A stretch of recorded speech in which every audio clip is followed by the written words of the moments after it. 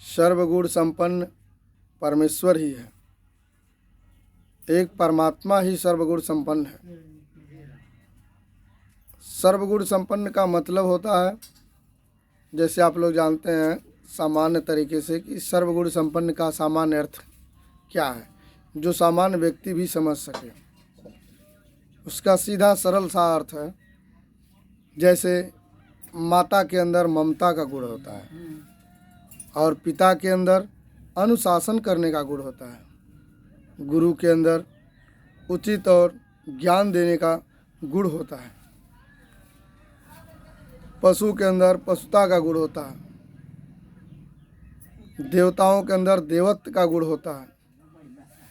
इसी प्रकार इस संसार में जितने भी गुण हैं, समस्त गुण किसी एक प्राणी में नहीं पाए जाते हैं।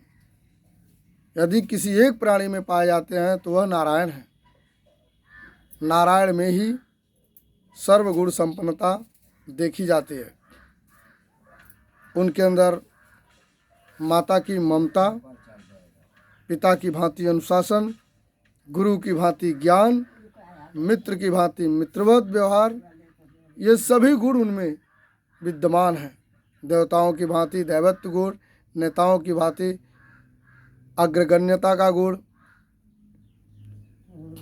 इसलिए परमेश्वर ही सर्वशक्तिमान है। और इनमें एक गुण भी यदि व्यक्ति में होता है, जैसे अहिंसा धर्म के पुजारी बने गौतम बुद्ध, उनके अंदर अहिंसा का गुण अधिक था। कुछ जानवर हैं जो हिंसक हैं, कुछ देवता हिंसक हैं, कुछ देवता भी अहिंसक हैं, कुछ दानव भी हिंसक हैं, कुछ दानव भी अहिंसक हुए। ये सब गुण है। किसी के अंदर दया का गुण है, किसी के अंदर प्रेम का गुण है, सद्भावना का गुण है, किसी के अंदर धर्म का गुण है।